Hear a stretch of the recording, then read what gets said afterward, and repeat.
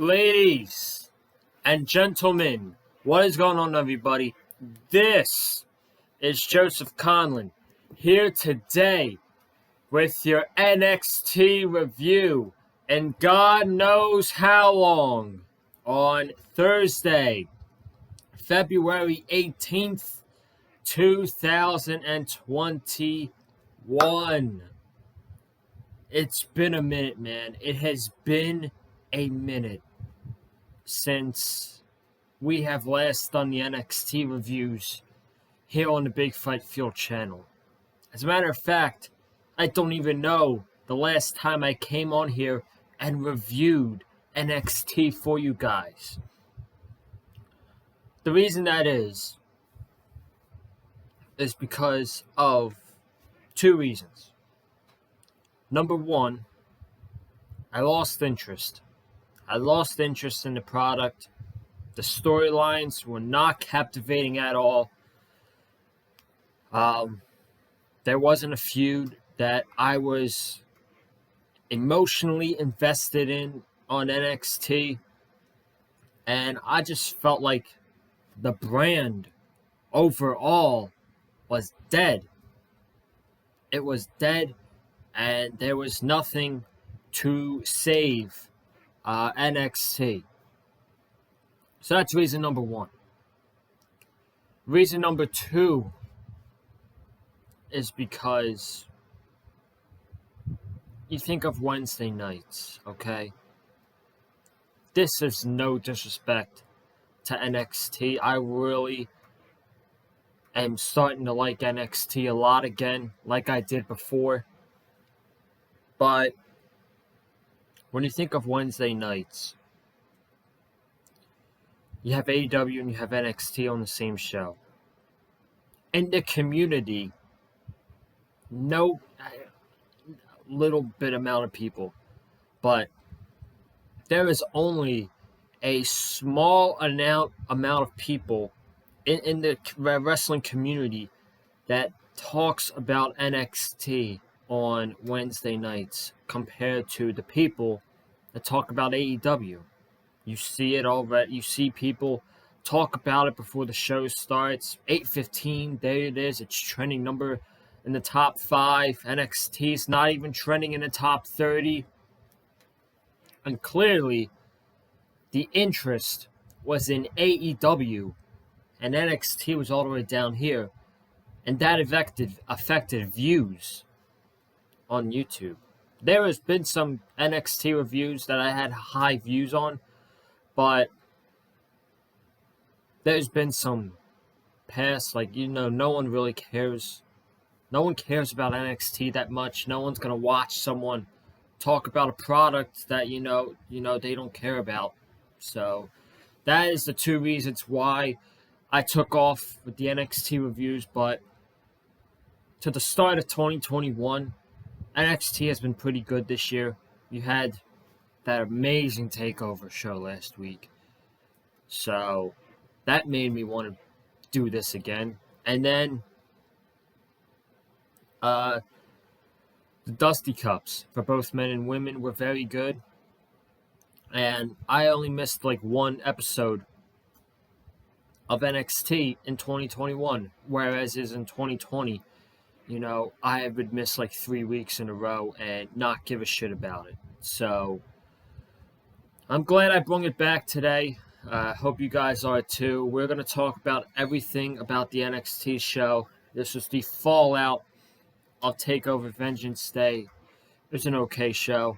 Nothing much really happened outside of the opening segment and the closing match. And then we had a situation that was all over social media last night after both shows. And apparently the entire wrestling community, including myself, was trolled by NXT. We'll talk about it. We'll talk about it at the end when we get to the main event. But if you guys have not already, go check out my NXT TakeOver Vengeance Day review here on the Big Fight Field channel. I would appreciate that. The Monday Night Raw review. That is almost at 200 views. So we got the go home for the Elimination Chamber, almost at 200 views. I appreciate that a lot. Go check that video out, and go check out last night's AEW Dynamite review here on the Big Fight Field channel, as we are on the final stretch to March 7th's Revolution. Let's start at the top. We had Kyle O'Reilly come out, no music. He came out to the NXT theme. I loved that. He was on a purpose. He knew exactly why he wanted to be out there. He wanted answers. He was confused. He was frustrated. He was angry. And he was disappointed in himself. So he immediately called out Adam Cole. He did not get Adam Cole. He got Roderick Strong. And Roddy's like, we've been through so much with the Undisputed Era. And you're going to let, one super kick damage the entire group, blah, blah, blah. Then Finn Balor comes out and he says, I know I'm the person you're not looking for, but Kyle, you're the person I am looking for. Or I'm the person you're not looking for, but Kyle, you're the person I am looking for, because you're going to get in the back of the line of answers, because I want my answers first from Adam Cole. And then out of nowhere, Finn Balor got attacked by Pete Dunne, Oney Lorcan, and Danny Burch. They brawled. That set up a 6-man tag main event for later on in the night. Good opening segment here. I like where this is going. It's keeping me invested. And we'll talk about what I think could happen when we get to the main event here. But the show opened up with Ember Moon and Shotzi Blackheart against the Ways, Candice LeRae, and Indy Hartwell, a.k.a. Indie Wrestling.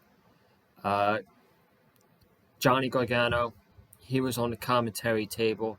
And throughout the match, they were showing this white truck pulling into the Capitol Wrestling Center, the Performance Center. Then it went back to the match, and then it did it again. And Johnny was like, I gotta go. And he's calling for Austin Theory's name. And they go back to the match. And then Candice sees Johnny up on the stage with a body, black cloth over its face. And it turns out to be Austin Theory, who was tied up and handcuffed by Dexter Lumis. Indy Hartwell sees this, but she turns around and she eats a senton by Shotzi Blackheart. Shotzi Blackheart pins Indy Hartwell. Shotzi and Ember Moon get the win.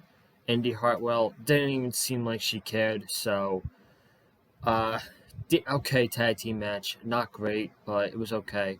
The Way got Austin Theory back by Dexter Lumis. I think we all know Johnny's next rivalry for the North American title is Dexter Lumis. So we'll have to see where that storyline goes leading up to their big North American Championship match, which we all know is going to happen sometime down the line. We got Leon Ruff, former NXT North American champion, against Isaiah Swerve Scott. This was a good 9-minute match for what it was. Back and forth. Swerve getting some nice shots in on Leon Ruff. Leon Ruff at the end had a lucky crucifix, or a lucky senton, the way he won the North American title. Pinned Isaiah Scott. Isaiah was pissed off, but he was all smiley after that. He went to shake Leon Ruff's hand. He hugged him. And then Isaiah Swerve Scott brutally attacks Leon Ruff. He says, I have to fight for my way up to the top while you get handed North American title match after title match. And he's right, because Leon Ruff was handed a North American title match and didn't earn his opportunities. And this is a long time coming. This had to happen. for Isaiah Swerve Scott. It's just his run as a babyface. Something was not working. I don't know what it was. A lot of people thought that he was going to be the one to take the Cruiserweight title off of Santos Escobar. That did not happen. Santos is still the Cruiserweight champion. And Isaiah Swerve Scott pretty much had nothing to do after that. So I feel like a heel turn was going to be in the works for him. This makes a lot of sense. And I expect him to probably have a short rivalry with Leon Ruff for a couple weeks and then move on to whatever's next for him. But this needed to happen, in my opinion. So I'm pretty glad that they did it. Then had Casey Catanzaro and Kaden Carter. By the way, Casey Catanzaro got a lot of heat on social media because she was posting pictures at a restaurant with people, her friends, sitting down at a table, and she was taking pictures without a mask on. It's not people's business to worry about what Casey Catanzaro is doing. First off, she's in a restaurant. What do you do when you're in a restaurant? You go in, you gotta have your mask on.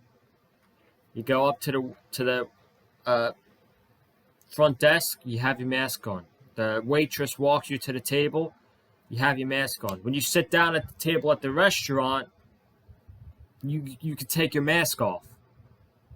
So I don't get why people are so angry at Casey Catanzaro. And then the poor woman, she ended up deactivating her Twitter account, which I don't blame her at all. So you had people literally attacking her for absolutely no reason, in my opinion. And it just goes to show you, how strict these people are on social media. So it's pretty sad, but to the match, this was a quick match, 5 minutes. Casey got the win against Jessie Kamea and Aaliyah with Kaden Carter. Then after the match, Xia Li, she's got this new character. She's a heel. She's with Boa. She then walks up to Casey Catanzaro and she says, "Next week, I am going to purge you." So we'll have to see what that's about. I'm pretty sure that is a match for next week's NXT. We then had the Dusty Rhodes Tag Team Cup presentation with Beth Phoenix in the ring. We have MSK coming out first, who is turning in to be one of my favorite tag teams in the WWE. They are very entertaining the past couple weeks. Then out came Dakota Kai and Raquel Gonzalez, the women's Dusty Cup winners, and they were cutting their promo how much this means to them, and how Raquel said that she's thinking about Dusty Rhodes and what he would think about this. And then they were interrupted by the women's tag team champions, Shayna Baszler and Nia Jax. So not only do we get to see Nia Jax on Monday, we get to see Nia Jax on Wednesday. Okay then. So this was basically just to set up a women's tag team title match, which is going to take place on March 3rd. In the background, when the women were talking smack to each other, you had Beth Phoenix and MSK eating popcorn together, watching the promo. That was absolutely priceless. That was really, really funny stuff. But this promo was just to set up a women's tag team title match with Dakota Kai and Raquel Gonzalez against Shayna Baszler at Nia Jax at NXT on March 3rd. If this was me, now, If this was me, I would have had this match happen at WrestleMania. I would have had this match take place on either night 1 or night 2 at WrestleMania. And why is that? It's to give spotlight to Kai and Gonzalez. I think they could use the big WrestleMania spotlight to get familiar with them. It would be the biggest stage they're on ever in their careers for the women's tag team championships. And I feel like that's a missed opportunity for them. That doesn't benefit Nia Jax and Shayna Baszler at all. I'm talking about this for Kai and Gonzalez, but we're not getting that at WrestleMania. We are getting this on NXT. I think that's a missed opportunity, but there is no way, and there's absolutely no way that Kai and Gonzalez do not walk out as the women's tag team champions. I think that's a huge mistake. And it seems like, to me at least, they're on the verge of a face turn. That NXT Triple H, they're turning Raquel and Dakota Kai into baby faces, and they could do a storyline where when they eventually lose the titles, they go for a rematch, they lose. Raquel Gonzalez can turn on Dakota Kai and be like, I carry this tag team. I'm the reason why we won the Dusty Cup, the women's tag team titles, all that. And then right there, Raquel Gonzalez is on her run for the NXT Women's Championship, and Dakota Kai will probably go up to the main roster. God rest her soul. I think they can go that route. I think they can go that route with the women's tag team titles, and I really do think that Dakota Kai and Raquel Gonzalez are going to be the ones to defeat Shayna Baszler and Nia Jax. And it's better for the women's tag team titles overall, because on the main roster, there is zero competition for the women's tag team titles outside of Naomi and Lana, who are getting a shot at the tag team titles. I'm pretty sure if that happens at Elimination Chamber or that happens on an episode of Raw, that's the only competition for Shayna Baszler and Nia Jax. There's legit no other competition for them on the main roster. So put those titles down at NXT and give them to Dakota Kai and Raquel Gonzalez. We then had Kushida against Tyler Rust. Kushida defeated Tyler Rust after a submission. Tyler Rust tapped out. I like Tyler Rust. He's a pretty solid wrestler. He's pretty good for what I've seen. I like the pairing with him and Malcolm Bivens. It gives them something to do on television, and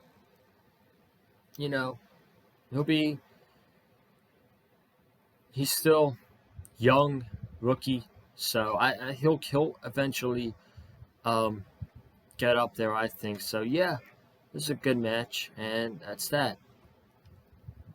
We then had the debut of Zoe Stark. They did not name who she went up against, but she was very aggressive. She was intense. She looked very good in her debut match. We get another name added. We get another name added to the NXT women's division. It makes me feel, when you see young stars like her come up, that, some of the top NXT women, they're going to the main roster. Whether that's Rhea Ripley, Io when she drops the title, whoever, they're going up to the main roster when you see young talent like Zoe Stark appear on NXT. Excuse me. And then the main event, 6-man tag Pete Dunne, Oney Lorcan, and Danny Burch against the Undisputed Era, Roderick Strong, Kyle O'Reilly, and Finn Balor. This was a really good six-man tag to close the show. All six of these guys are great wrestlers in their own right. I really enjoyed this six-man tag. And then at the end, we had Dunne and Balor going at it with each other, just like last Sunday at TakeOver. Balor hits the shotgun dropkick on Pete Dunne, goes up to the top rope for coup de grace. No. He hits shotgun dropkick to Pete Dunne, but Pete Dunne knocks himself into the referee. So the referee is out cold. Adam Cole comes in and shoves Finn Balor off the top rope. Then Adam Cole eyes up Kyle O'Reilly, gives him a pump kick, and then he gives him a nasty brainbuster onto the steel steps. That looked absolutely brutal to watch. And then in the ring, Pete Dunne seizes the opportunity. He gets Finn Balor, hits him with the bitter end, and Pete Dunne pins the NXT champion clean.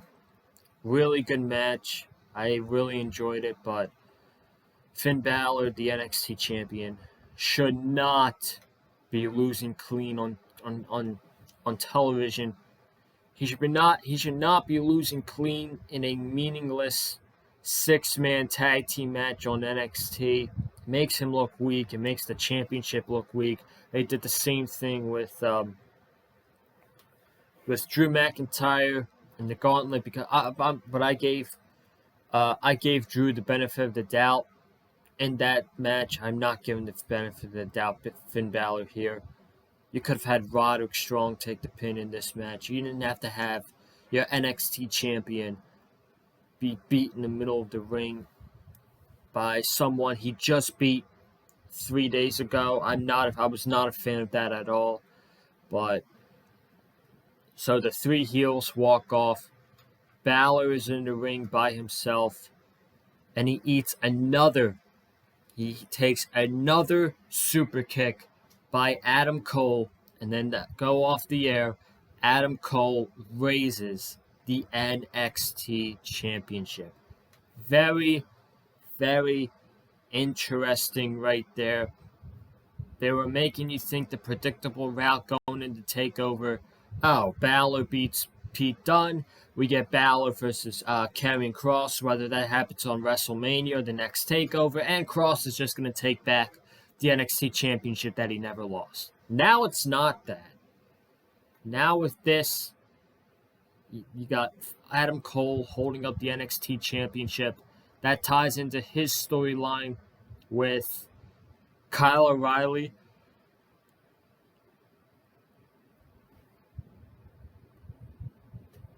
Could we see Adam Cole go after the NXT championship with Kyle O'Reilly being written off television?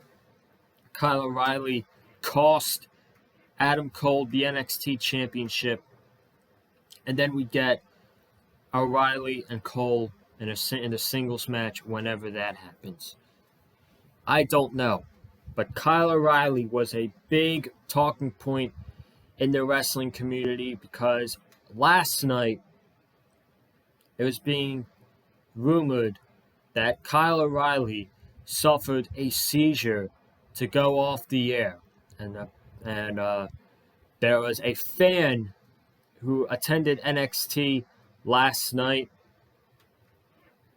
There was a fan who attended NXT last night that took a picture and said that Kyle O'Reilly had suffered a seizure after the show. Seizures they're not fun whatsoever, but apparently I go to bed last night thinking he had a seizure, praying for him, all that stuff, thoughts and prayers.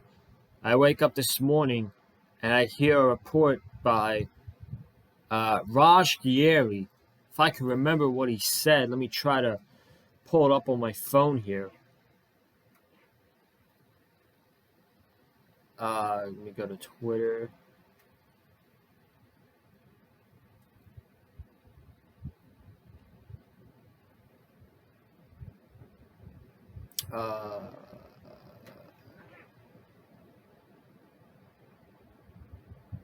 He says, got it confirmed. Kyle O'Reilly was just selling the attack. It was a work. They didn't even anticipate that people would think it had to do with O'Reilly having type 1 diabetes. So all of this, people speculating that Kyle O'Reilly had a seizure, it was all a work.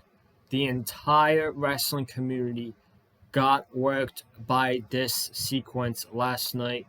We thought that Kyle O'Reilly, after he took a brain buster onto the steel steps, he had a seizure, and then he came out and tweeted this today. Thanks everyone for checking in. Your love and support truly means the world. I was placed on a stretcher last night out of concern for my neck after receiving a brain buster on the steps. Thankfully, I can move around somewhat okay today, but I may need some time to heal. And then he follows it up by saying, as much as that hurt and sucked last night, the betrayal was worse. Coming back from this stronger and with a thirst for revenge, best swerved cold. So we were worked by this entire thing last night. That everybody thought Kyle O'Reilly had a seizure, and it was all a work. And now we can put it to bed. And when Kyle O'Reilly comes back, he is going to be probably the biggest babyface on the NXT brand, because Finn Balor, who knows what he's got? After he drops the NXT Championship, what does Finn Balor do? Whether that's to Adam Cole or to Karrion Kross, what does Finn Balor do after he drops the NXT Championship? Because there's going to be literally nothing for him to do down there.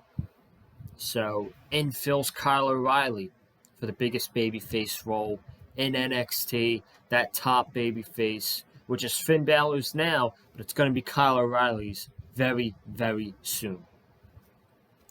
And that is your NXT review here, guys, right here on the Big Fight Field channel. I want to thank everyone for watching the review podcast here today on the channel. Make sure you subscribe to Big Fight Field. We're at 352 subs right now. So if you have not already, go ahead, hit that subscribe button, and comment down below, what did you guys think of last night's episode of NXT? Hit that like button if you like what you heard from me in the NXT review. And follow me on Twitter at Colin_Joseph. And I will see you guys tomorrow night for your Elimination Chamber preview and predictions right here on the Big Fight Field channel. We are going to do that right after SmackDown is finished. So no SmackDown review tomorrow night. We're going to do Elimination Chamber preview and predictions instead. And for that, have a good night, stay safe, and as always, stay classy.